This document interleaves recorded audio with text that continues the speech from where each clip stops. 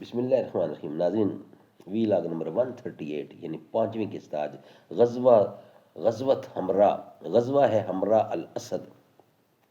ناظرین پیج ہے 386. یہ واقعات منسلک ہیں غزوہ احد کے متعلق. ناظرین غزوہ احد کا پورا چیپٹر ہم آپ کے سامنے پیش کر چکے ہیں، اور کچھ بقیہ ایسا ہے وہ بھی ہم آپ کے سامنے رکھ رہے ہیں. غزوہ احد میں انتقامی جنگ کے لیے قریش کی تیاریاں، اس سلسلے کا یہ ویلاگ چل رہا ہے. اس کتاب کے رائٹر ہیں مولانا صفی الرحمان مبارک پوری، اور اس کتاب کا ٹائٹل ہے الرحیق المختوم، سیرت النبی صلی اللہ علیہ وآلہ وسلم کی زندگی پر، سیرت پر دنیا بھر میں اول انعام یافتہ کتاب ہے یہ، جس سے یہ واقعات ہم آپ کے سامنے رکھ رہے ہیں.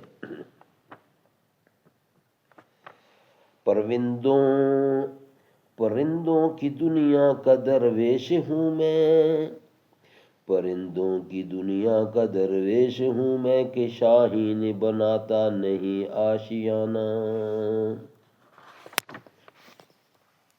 زمیں مانگتے تھے، نظر مانگتے تھے، پیغمبر خدا سے عمر مانگتے تھے. پہاڑوں پر بھی خوف طاری ہو جس کا، پہاڑوں پہ بھی خوف طاری ہو جس کا، پہاڑوں پہ بھی خوف طاری ہو جس کا. زمیں پر وہ ایسا بشر مانگتے تھے، کرے جو ساری دنیا پہ اپنا جو سایہ، کرے جو ساری دنیا پہ اپنا جو سایہ. وہ صحرا میں ایسا شجر مانگتے تھے، جو دنیا میں سارے سروں پر ہو بھاری. وہ ایک ایسا آزاد سر مانگتے تھے. غزوہ ہمرا اسد.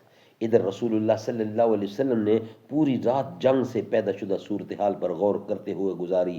آپ کو اندیشہ تھا کہ اگر مشرکین نے سوچا کہ میدان جنگ میں اپنا پلہ بھاری رہتے ہوئے بھی ہم نے کوئی فائدہ نہیں اٹھایا، تو انہیں یقیناً ندامت ہوگی اور وہ راستے سے پلٹ کر مدینے میں دوبارہ حملہ کریں گے.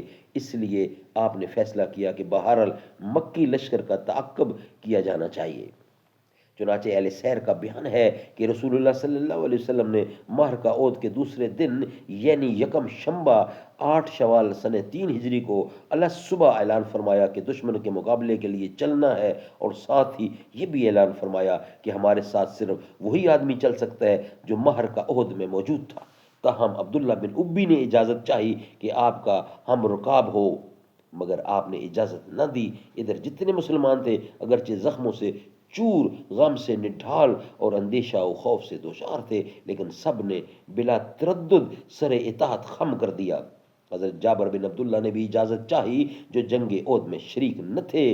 حاضر خدمت ہو کر عرض پرواز ہوئے، یا رسول اللہ، میں چاہتا ہوں کہ آپ جس کسی جنگ میں تشریف لے جائیں میں بھی حاضر خدمت رہوں، اور چونکہ اس جنگ میں میرے والد نے مجھے اپنی بچیوں کی دیکھ بھال کے لیے گھر پر روک دیا تھا، لہذا آپ مجھے اجازت دے دیں کہ میں بھی آپ کے ساتھ چلوں.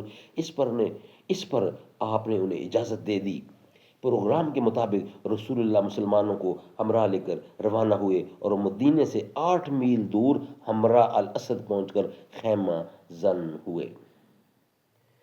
اسی اثناء میں محبت بن ابی محبت خزاعی رسول اللہ کی خدمت میں حاضر ہو کر ہلکا بگوش اسلام ہوا، اور کہا جاتا ہے کہ وہ اپنے شرک ہی پر قائم تھا، لیکن رسول اللہ کا خیر خواہ تھا، کیونکہ خزاع اور بنو ہاشم کے درمیان حلف یعنی دوستی و تعاون کا عہد تھا. بہرحال اس نے کہا، اے محمد، آپ کو اور آپ کے رفقا کو جو زک پہنچی ہے وہ اللہ ہم پر سخت گراں گزری ہے، واللہ وہ ہم پر سخت گراں گزری ہے، واللہ ہمیں بہت مصیبت پڑی ہے، پہنچی ہے، دل آزار ہوا ہے. ہماری آرزو تھی کہ اللہ آپ کو بعافیت رکھتا.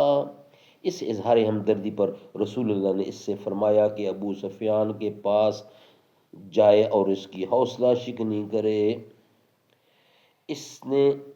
رسول اللہ نے اس سے فرمایا کہ ابو سفیان کے پاس جائے اور اس کی حوصلہ شکنی کرے. سبحان اللہ، سبحان اللہ. ناظرین یہ ویلاگ ہمارا یہاں ہی کمپلیٹ ہوتا ہے.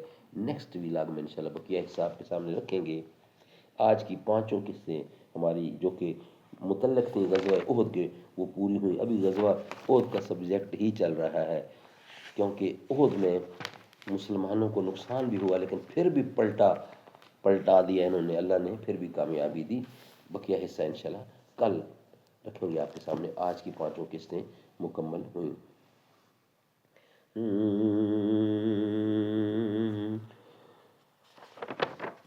مقدر کے جگانے کو، مقدر جگمگانے کو،